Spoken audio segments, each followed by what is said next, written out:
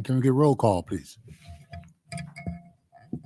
Trustee Birchey, Here. Trustee Covington, Here. Trustee Harrent. Here. Trustee Hill, Here. Trustee Montez. Here. Vice President Sierra, Here. President Johnson. Here. Okay, we're going to go into a moment of silence and then the pledge of allegiance.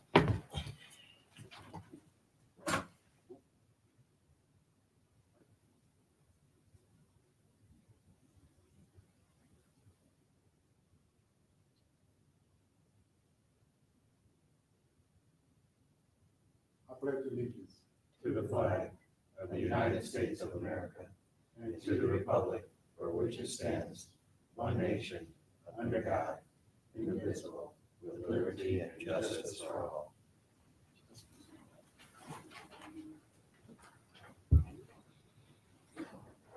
Okay, we need an approval for August 14th minutes. Motion. So moved. I'll second. Question. Roll call. Trustee Birchey. Aye. Trustee Covington, Aye. Trustee Harrent, Aye. Trustee Hill, Aye. Trustee Montez, Aye. Vice President Sierra, Aye. President Johnson. Aye. Motion carries. Thank you. Staff reports. Executive Director. Good evening, everybody. Just a couple of quick notes. Thank you to everyone who came out yesterday for the groundbreaking of the Golf Learning Center. There's been a lot of great coverage of that and certainly some really positive feedback. We look forward to continuing to report on progress of that project. I also want to remind everyone that before we meet again in this space on Saturday, September 7th, we'll be hosting our Founders Day event at Glen Oak Park. That's to celebrate our 130th birthday, which is certainly remarkable in and of itself, but we will also be celebrating a ribbon cutting of our first fully inclusive playground there in the space as well. So at 1:30, we will have a press event and celebrate the new Glen Oak Playground. And then we'll be using the space by the amphitheater and adjacent to the lagoon for a full afternoon of activities that will be capped off by a performance by the Muni Band and a water lantern launching. So we hope to see everybody there. It's going to be a great day for Glen Oak Park. I'd be happy to answer any questions that you may have. Mr. President, Emily, I just want to say that I thought, as usual, your staff's work in respect to the Golf Learning Center was just spot on. It was cool. It was fun. Just what it should have been. I can tell you that the idea of having everybody, rather than cutting a ribbon, which, you know, everybody does, right? The idea of having everybody hit a golf ball instead, while embarrassing to many people, was There were, in fact, a couple of people embarrassed, but it was totally fun. Yeah, it was fun. It was just, the whole thing was just done delightful. So again, as I say, to me, it really, a lot of this stuff just bears your imprint, and it was just delightful. So thank you. Thank you very much. Our team did a great job, and they managed to make it not completely unbearably hot on one of the hottest days of the year, which was appropriate given that the initial announcement was on the single hottest day that I remember in the Park District when we did this 2 or 3 years ago. So thank you very much. It was a great day for the Park District, and we look forward to continuing to build on that momentum. Mm-hmm. A few things, just to confirm, September 7th, that's a Saturday, correct? It is a Saturday. The press conference is at 1:30, and the Founders Day event is from 2 to about 7. Okay, perfect. And then I just want to return, unfortunately, we ran out of time in our earlier finance meeting, so just have some follow-up questions as it pertains to the 2025 budget process presentation. First is a request. So Carrie had mentioned during the conversation that you have been conducting some analysis among the management staff as it pertains to personnel issues. I'm assuming those were quantitative data collection efforts. Can you share that data specifically with me and then the DEIA committee? That's going to be in upcoming meetings, the September meetings, and probably into October when we were talking about the budget calendar. Definitely more info on that item to come. Yeah. Okay. So will that, it sounds like that will be prepared for some viewing by the next DEIA scheduled date? Maybe No. not for September, but definitely for October. We'll have to see the timing of those meetings. Okay, well, whenever we can get a viewing on that, if the committee can look at that data, I think that's definitely it could be supportive to some conversation that we're having from a workforce perspective in terms of outreach and recruitment. Yeah, sure. Thank you. And then so this one is a question. So I had found out earlier this year that we had a certain service that I'm not really going to go into unless asked to expound, that there was an increase of the service charge after the budget had been passed. So is that normal for staff to increase charges for services after it has been passed in a budget? Well, let me use the example so we're all on the same page. So I had discovered that there was an instance where daily admissions at Riverplex for the aquatics component had been increased during this year. Is that, Emily, you and I spoke about that. Am I understanding that wrong? I'm not sure that I know about an increase. I know that we brought them back at the rate that was already approved. They had not been available for a period of time because of an evaluation by both the Riverplex and the YMCA about having day passes. Okay. So it was the rates that you approve are Set for the entire year. yes, but you do approve them in November. So there are opportunities where we say in December, hey, come buy your membership and we'll give you this year's rate instead of next year's rate, just as part of salesmanship. But the rates that you set are the rates that we use as the maximums. Yes. Okay, so I think maybe some offline conversation. Admittedly, I'm having some confusion after Emily and you and I spoke about this offline before.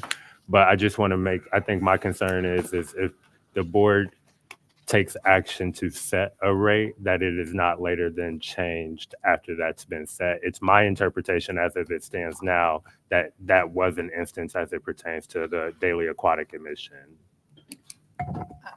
We'd have to have more information because as I understand it, the conversation was about just the starting and stopping of that based upon participation levels and staff levels. It was not about a rate. So let's talk afterwards if you don't mind. Okay, absolutely. And then the last thing that I wanted to mention, so there was some conversation under the projection section of the financial presentation that anticipated an approximate 10% decrease in revenue for FY25. And then after that mentioning, we had then discussed what are going to be some potential hits as to that decrease in revenue. And I appreciate that because that, to Tim's point during that conversation, we do need to be having some forecasting conversation and some long-term strategic planning. So I'm going to unapologetically request that both Tim and I and other individuals have mentioned that if we can see I know right now we're on an annual strategic planning session. I would love to see that increase at some point sooner rather than later, number one. And then number two, I'd really be interested, if I recall correctly, we had done something like this prior, but I'd really be interested in evaluating how will we sustain at-risk programming or programming that is targeted for at-risk communities, because as we all know, grant funds are the most unsustainable methods, but usually the first to go, the services that funding offers. So I'm really interested in understanding, in the event that there's a hit to that state funding, which we all know is very likely sooner rather than later, how are we going to guarantee in some capacity, I understand it may not be the full capacity, but guarantee some capacity for high at-risk communities. And those were the only three things that I didn't have a chance to mention. Thank you, President Johnson. Thanks, Emily. Thank you, Trustee Sarah. Anyone else have any questions? Emily? Okay. Finance Committee, can I get approval for the accounts payable? Mr. President, the Finance Committee has examined the bills and on behalf of the plan has recommended that they be paid. And so on behalf of the Finance Committee, I move that those bills as shown in the the credit card bills and the LB items shown in the materials that were attached to the Finance Committee agenda be paid, and that the President Secretary be authorized to issue orders on the treasurer for the amounts shown therein. Is there a second? Second. Question? Roll call? Trustee Birchey. Aye. Trustee Covington. Aye. Trustee Harron. Aye. Trustee Hill. Aye. Trustee Montez. Aye. Vice President Sierra. Aye. President Johnson. Aye. Motion carries. Golf Ad hoc Committee? Nothing beyond what's in the minutes. Trustee Montez at our last meeting also described what occurred at that meeting. It was really, I thought, outstanding, and we're going to continue the work that we began there, just in terms of overall examination of the program at our next meeting. Actually, I'm sorry, this is the June 10 meeting? Well, it says the approved minutes of June 10th. Yes, we So have they the have to meet. be approved by the committee before they come before the full board, so there is a lag. I'm ahead of myself 5 months, which isn't bad. You're just excited. But in any case, yeah, so this is, I'm happy to answer any questions. Anyone have any questions? Okay. Planning Committee? Minutes of June 12th. Yeah, we just need approval of the minutes that we approved already, so, yeah. No, we Oh, don't do. no. Just a Okay, are there any questions on that? Any questions on Planning Committee? Seeing none. Thank you. DEI, Accessory Committee, approved minutes of June 18th. Thank you, President Johnson. The DEIA committee meeting minutes are before you. If there are any comments or questions, I'll be happy to entertain them. Hearing none, thanks, President. Okay. Any new business?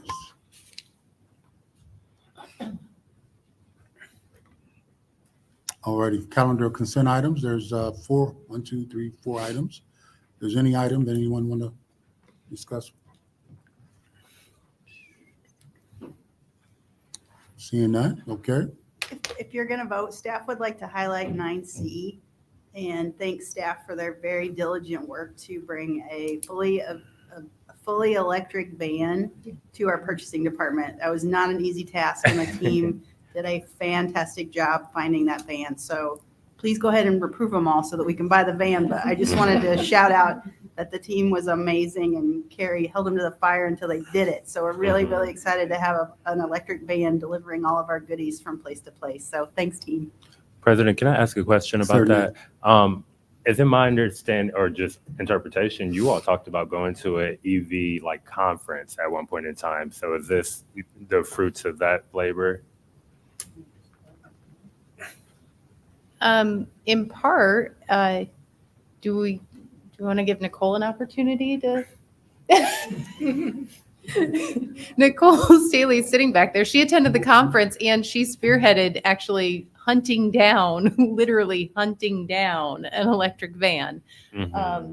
I think at the conference, this was not directly out of the conference. I think the exposure to information from the conference assisted in maybe finding some avenues to hunt down when we were looking for the purchasing van replacement. So not specifically directly related to conference, but tangentially related. Okay. Ironically, I have a later question. So, thank you. I wasn't doing this to you. Sorry. Can I get a motion? President Johnson, I move to approve the calendar of consent items. I'll second. Roll call. Or question?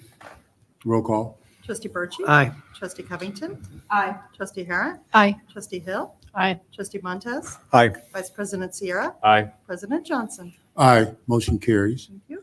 Is there pending business?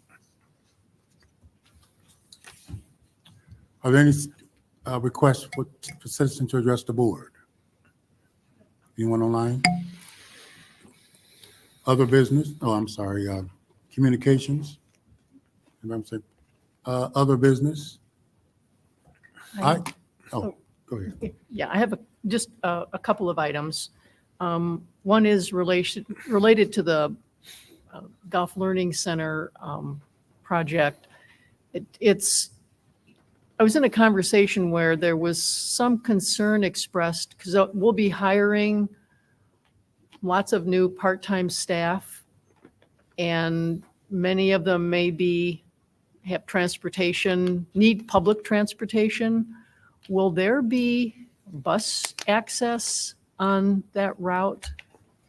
Is there now, or will there be? You don't need to answer that question, but it is something I think we should be concerned about, because it might make it difficult to hire people if there's not good transportation there for folks who are working part-time in a restaurant.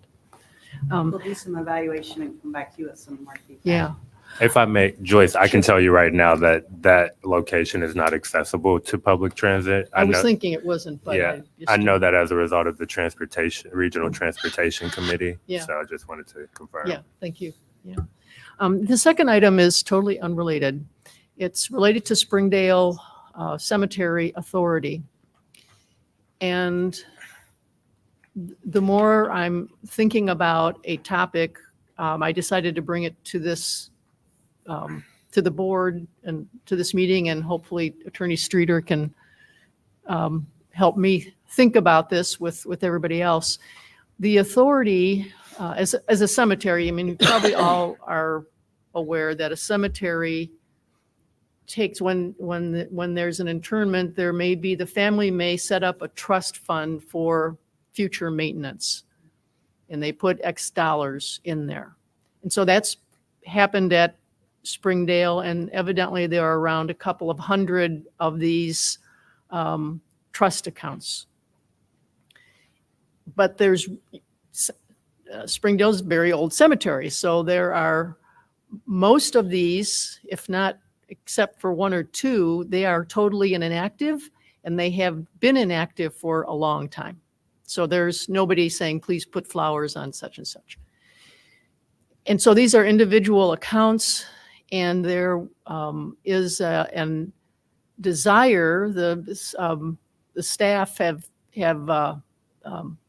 engaged Heil Royster for an opinion as to whether or not they could just lump these all together and move them to our what we call, this authority labels the endowment fund. And what concerns me is that back maybe 10 years ago or so, Mick Hall, who was on the board of the authority, had what seems to be a different opinion than what's been presented. We haven't received an actual opinion that says, authority, this is what we think. We got some documents a couple of days ago that sort of talk about it with one of the trust owners. And as I understand it, Mick Hall back 10 years ago thought it's really a judge should be Joyce, the one. Can I stop Yeah, one go second? ahead. Yeah, do you know anything about that? No, I don't, but I want to say, I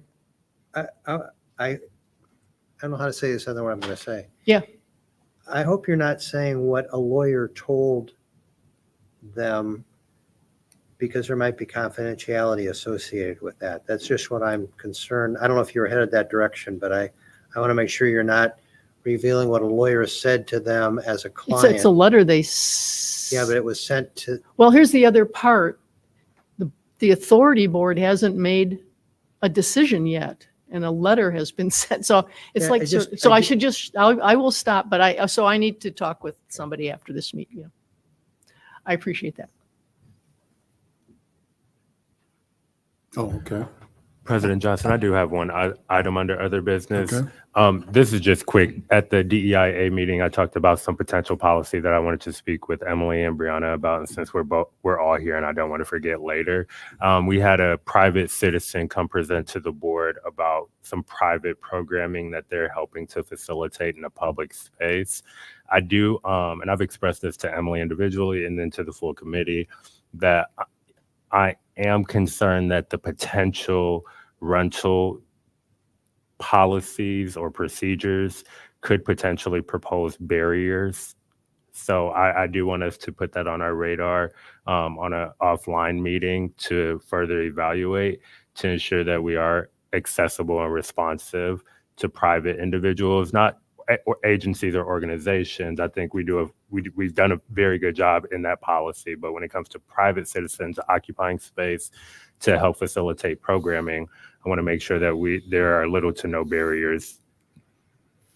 And that, Emily, did you want to say something? I just to want that? to say that we need to just schedule a time to have that conversation because there are several considerations there that we need to make sure that we are taking into account. Perfect. All right. Thanks, Emily. Thanks, President Johnson. Okay. One other thing that I wanted to bring up on other business is the introduction again of soccer for inner city kids, particularly starting at the kindergarten through the 4th grade level. I guess why I'm bringing this up, in my other job that I do, and I know that the park districts, not just Peoria, but all of the park districts are in competition with traveling teams now, whether it's softball, whether it's soccer, whether it's baseball, and I see it greatly. But the back end of this is that I was concerned with, and we've been trying with several boards, park district boards have tried to get this started in terms of getting inner city kids involved in soccer. Because they say by the time they get to 7th and 8th grade, it's too late in some areas, what I've been told. And I did run into a individual who started soccer here.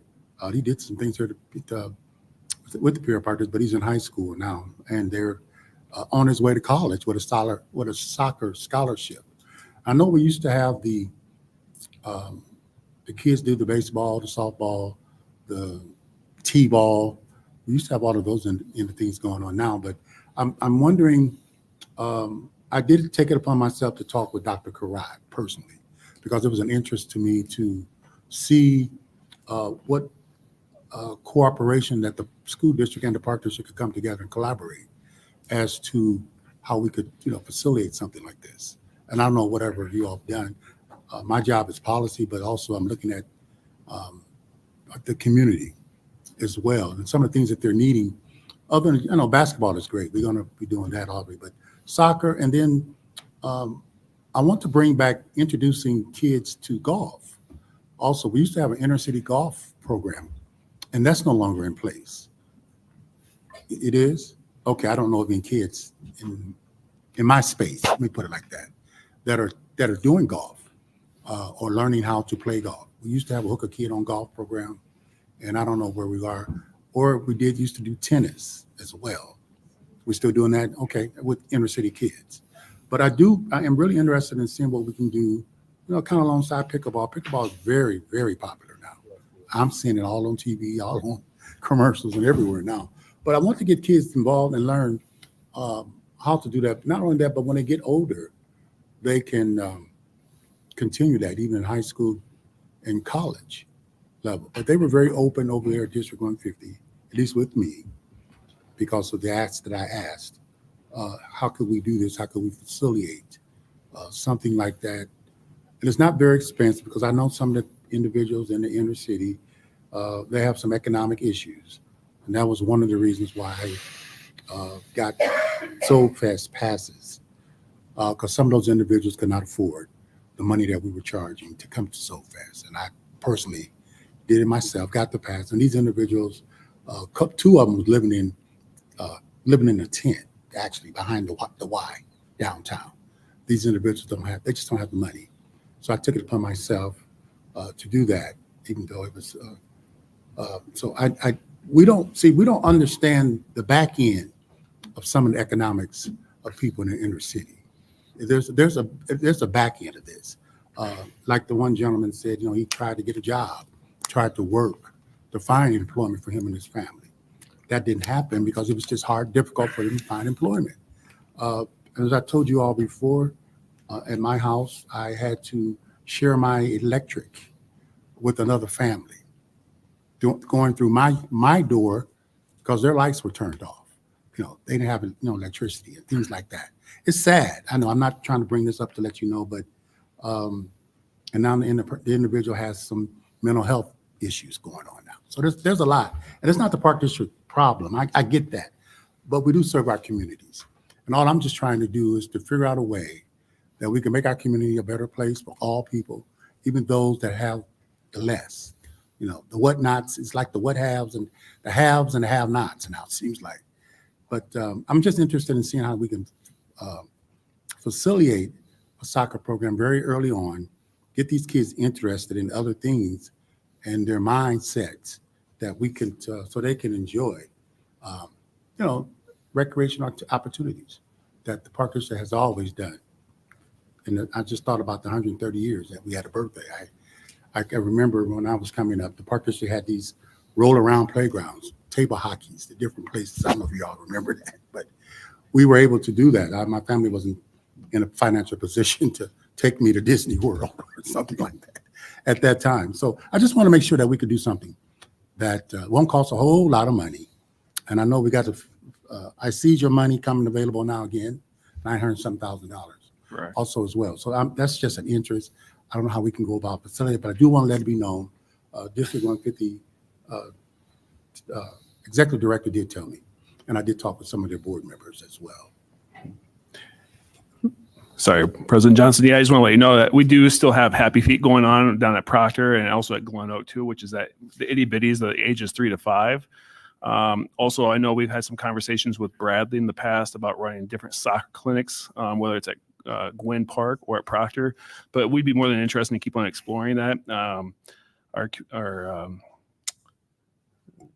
Michael Dixon, what's that? Is it very active or is it just on paper? Are they Happy Feet down at Proctor? Yeah, I mean, See, have you heard of the program? I've heard of it. Have you seen ongoing? Yeah, I've seen it. I mean, yeah, I've seen it. I'll add to the conversation, but yes, I've seen it. But yeah, I mean, soccer is a hard sport to get, but I mean, we will keep on continuing those efforts to try to increase those, you know, especially that, I think the age group that you're talking about, that K through 4. At least. Correct. If we got some high, at least get them interested, you know, boys and girls. And I think the key is really offering those different soccer clinics versus like a league per se. But I mean, we have worked with Bradley recently, and Michael Dixon's worked with ICC Soccer. So we have a lot of partners that we can work with to try to increase that exposure. Okay, thank you. If I can add to the conversation, I think, so we have a very strong presence in severely socioeconomically distressed communities as a result of our facilities like Proctor and Logan and Glen Oak. What I've always struggled with, and I plan on having some very intentional conversation in our budget process, is how can we increase our strategy as well as our intentionality to access more and welcome more individuals into programs and expose them to unique programs like soccer and those other non-traditional sports for, again, extremely socioeconomically distressed communities. I'll give an example of that. You know, when prior to my prior employment with the Peoria Housing Authority, one thing that I saw a very significant example of in communities throughout the country, very similar to metropolitan areas like Peoria, are partnerships between their park districts and their housing authorities to help expose low and moderate income families to diverse recreations and programs. And I've mentioned this and shared this info with Emily as well. So I think that, you know, I kind of have a similar opinion as President Johnson, but a different approach, if you will, in that I think that there is some opportunity for us to evaluate our strategy to figure out how we can potentially offer more diverse programs to distressed young individuals, while also making sure that we meet our bottom line too, because we know that everything costs money. So, and if I, or I'm sure anyone on this board, can help with securing those partnerships and money to ease that desire of the board. But I do share, you know, what President Johnson's saying, that I do think that there's some opportunity for us to be a bit more strategic and intentional about offering more unique programs to underserved communities. Okay. Now, the golf, Are we doing anything with kids in the golf community?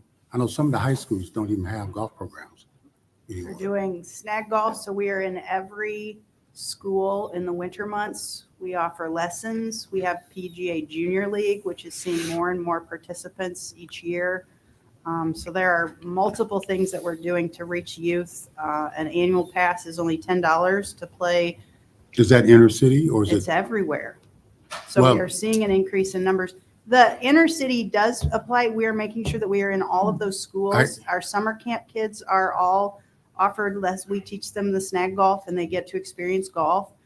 We work with Moonlight Coalition to have, she takes her kiddos out there. We bring her class from her school. We bring them there. So there are lots of inner city kids who are being exposed to golf with snag golf, which allows you to hit with a bigger club so that it's easier. So you understand the swing and then you learn and then you're drawn to the game. But absolutely, as part of Summer of Fun, anyone is able to access a medium bucket of balls at the driving range. And we have clubs there for people to be able to hit every day and it costs nothing.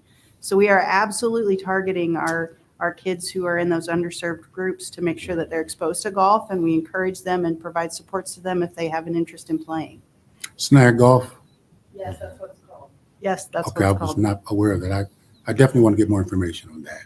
Also, Peoria is a river city town. We're right next to the river.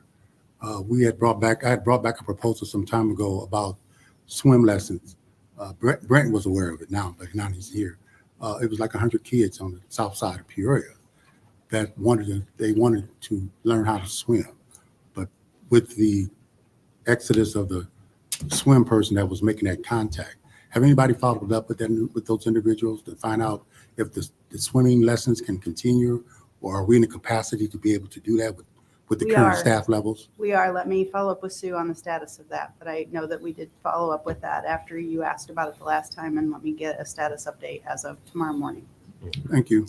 President Johnson, I have a clarifying question. Though the bucket of golf balls that you had mentioned, are those golfing experiences available at all of our golf courses, or where are they offered specifically? That's the driving range. That's the only place you can hit a bucket of balls. Where's the driving range? Golf Learning Center? Okay. And I wanted to clarify that because I think that, yeah, I know for a fact we have those accessible experiences.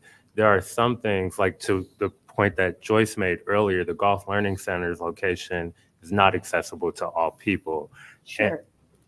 And so that's just one point that I wanted to make. And then in addition to that, again, with my most recent employer, we have a significant amount of families, nearly 6,000 to 7,000 families, who have, again, extremely low income. And I know for a fact that most of those families are not participating in park district programs. And of those individuals, there are even a good footprint of those folks who have zero income. And as a result, again, I know what you're saying. We have an extremely low price point, but with the zero income, that $10 means the world. And I'm not negating or trying to dismiss the point that you're making, Emily. I want to emphasize our programs. We have to figure out how we meet our bottom line as a profit-driven agency, but also how we are responsive to the community as a tax collecting agency. And that's something that I've always struggled with on this board. So I just want to emphasize that if there is some opportunity, whether that be local, state, or federal, for us to find some funding and have some strategic partnerships and collaborations where we can close that equity gap that exists between underserved individuals and recreational programs, let's have those very serious talks. Sure. I want to say just quickly that snag golf is not limited to Golf Learning Center. We play snag golf with kids at schools. We played it at Worldwide Day of Play. We take that to, that's part of, it has been a part of Rec and Roll. So Rec and Roll is our version of the thing that you just referenced, President Right, Johnson. right. Remember that they're out 3 days a week? Mm-hmm. 3 days a week. So they will make more than 60 stops in a year, reaching out to kids and offering free programming.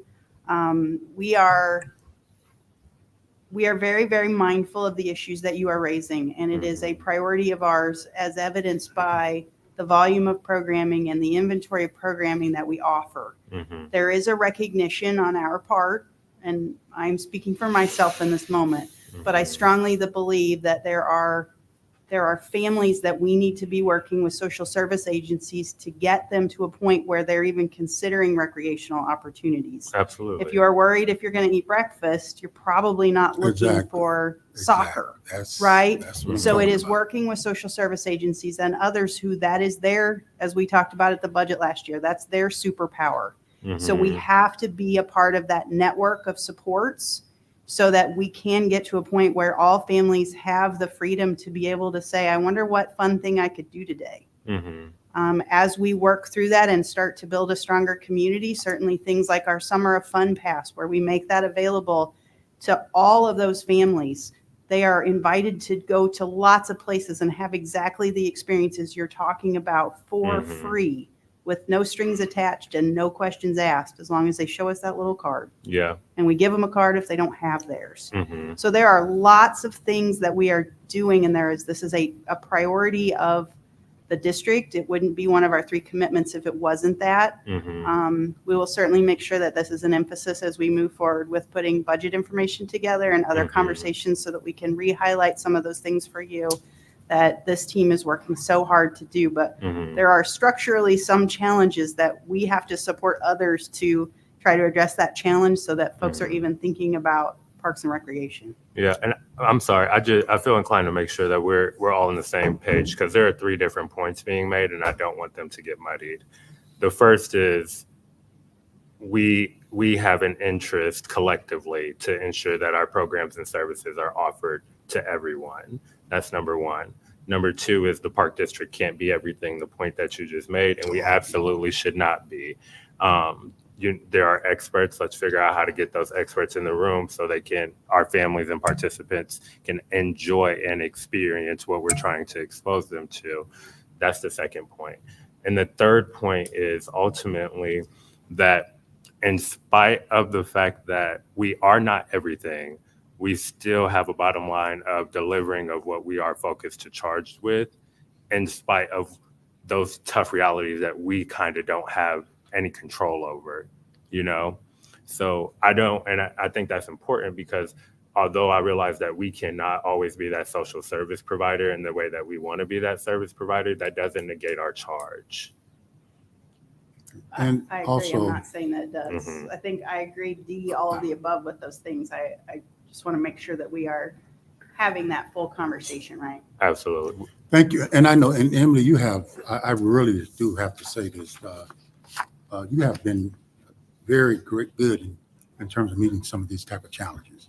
I will have to say that. And this, and your stuff, since as you've been executive director, so I have no doubt in your abilities to address that type of issue. And thank you again.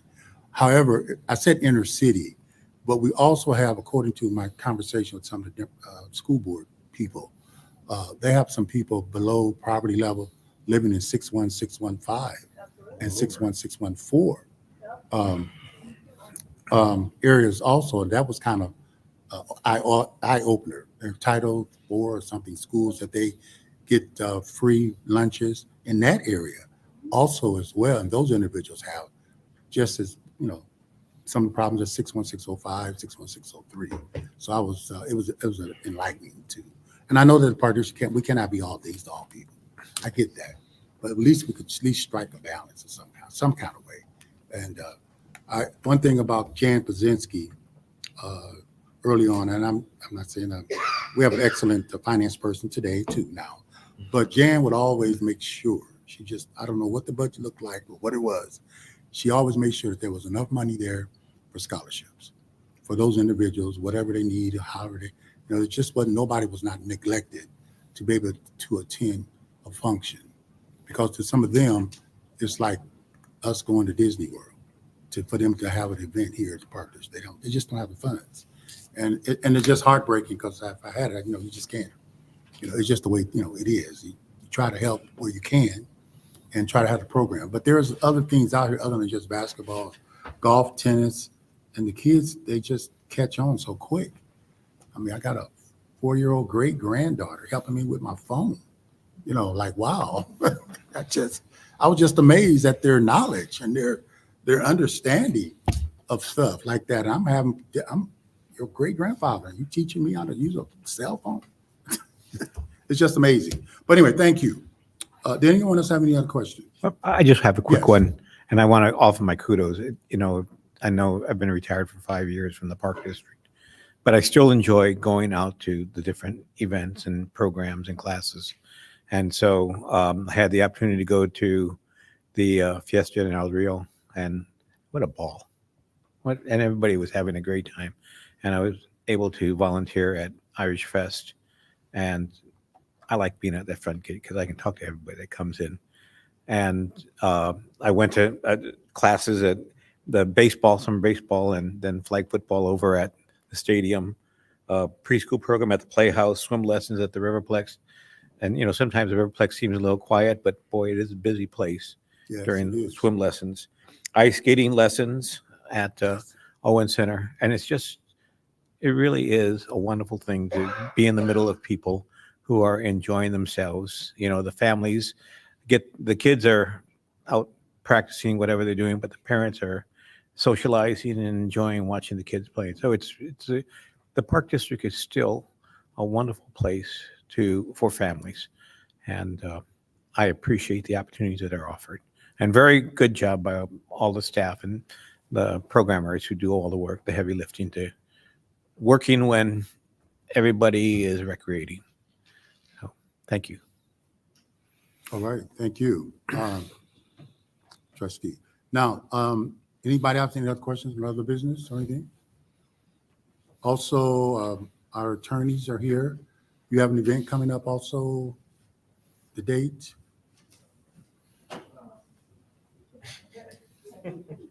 Kevin probably knows. That would be Oh, yes. it's not a Park District event, yes.